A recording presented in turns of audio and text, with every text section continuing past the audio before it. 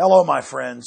Free humanity struck a great blow against the forces of world government and tyranny 2 weeks ago when people inside the University of East Anglia in England, the chief United Nations climate research facility, leaked thousands of emails, hundreds of documents, the computer programs used for weather models, and exposed that the internal scientists knew that the Earth was actually cooling, that they had to hide the decline, and also persecute other scientists and peer-reviewed journals and studies that were conflicting with their fraudulent views. In the emails, we've now learned that they're talking to Dutch Royal Shell, British Petroleum, Siemens, and other Fortune 100 companies about creating the global carbon tax as a system to fund world government. There have been giant new developments I'm going to cover in a moment. But I want to point out that Ban Ki-moon, the Secretary General of the United Nations, in an editorial for the New York Times 3 weeks ago, stated that world government is being formed in Copenhagen, Denmark, during this 2-week summit in December of 2009, and that the global carbon tax regime would form the heart of world government as the taxation and regulatory system for this. And so I think it's important today in this update to go over exactly what is in the treaty, and also a communique leaked yesterday, December 8th, and was first published in the London Guardian, titled Copenhagen Climate Summit in Disarray After Danish Text Leak. Developing countries react furiously to leaked draft agreement that would hand more power to rich nations, sideline the UN's negotiating role, and abandon the Kyoto Protocol. I also want to go over the treaty itself, the Framework Convention on Climate Change, all 200 pages here.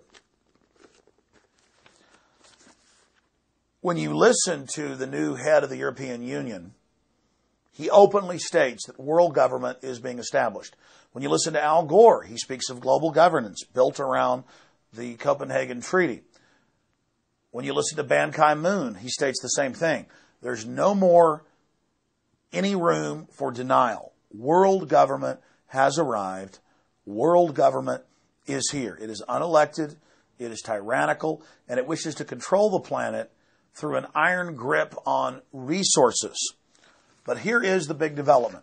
Remember that the private IMF and World Bank, holding companies for the private central banks of the planet, have been caught in Nigeria and Brazil, Argentina, you name it, Asia, Latin America, Africa, the Middle East, Eastern Europe, Russia, engineering crises, destroying economies so they can vertically integrate them and criminally consolidate them. In 2002, Greg Palast of the BBC was given several thousand pages of leaked documents. Simultaneously, Nobel Prize winner for economics, Joseph Stiglitz, went public saying that the IMF and World Bank were engineering financial collapse and the destruction of industrialized society so they could consolidate control.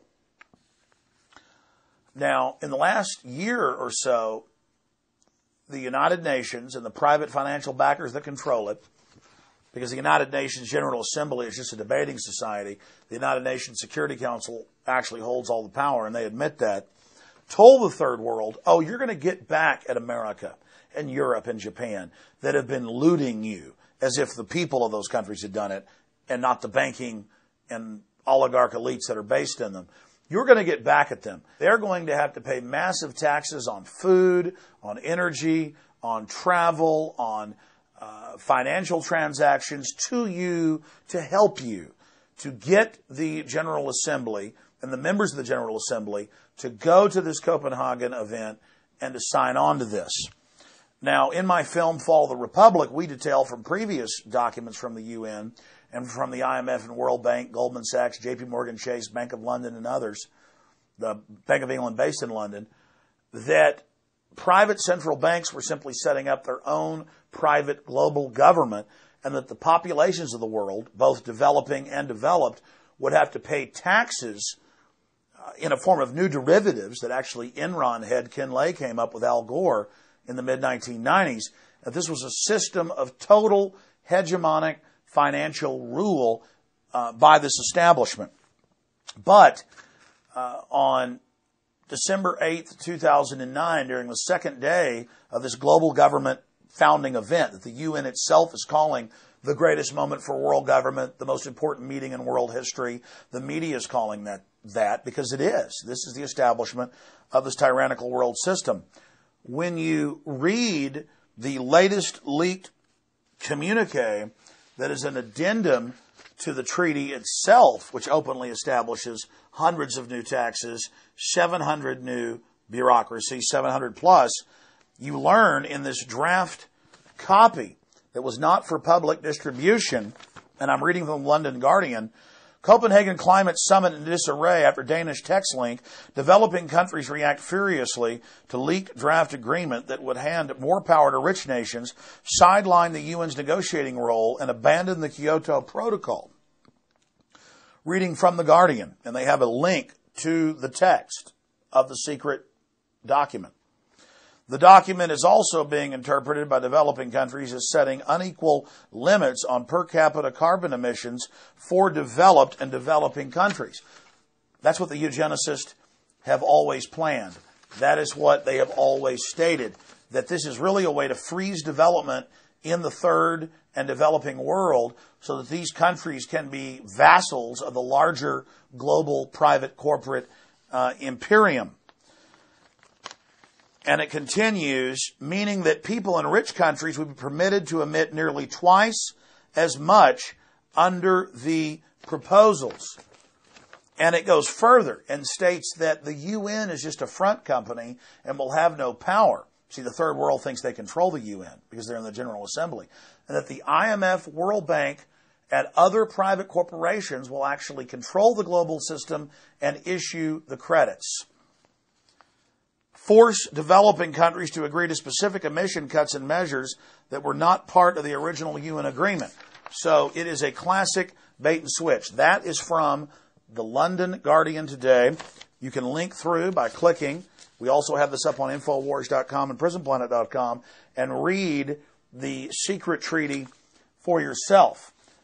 But when you read the official Framework Convention on Climate Change, when you read the nearly 200 pages, it states a 2% tax on all nations of the planet. And once nations have signed on, they cannot remove themselves voluntarily. They have to have a unanimous vote by the other members to allow them to leave. So it's like a roach motel. The slaves go in, the slaves don't get out.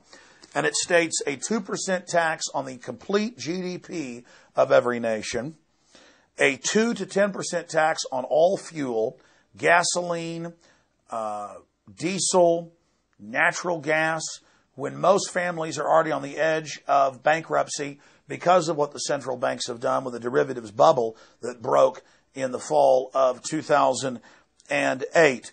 They state that a global regulatory body will control all transportation, starting with massive global taxes on all international and national air travel, and a surveillance tracking grid, tracking systems by license plate reader and RFID in the cars to track cars by the mile and to tax you. Part of it to be shared with the local governments, national governments, and the private international government. So all of this is happening. All of this is in the legislation. And remember, this treaty until a month ago was secret. They wouldn't issue it to the public, but it was leaked, and they confirmed this is their treaty. A new version of the treaty came out, and it's even worse. I discussed that yesterday on the radio for a full hour with Lord Christopher Monckton, who's been one of the main people exposing this in the last 20 years.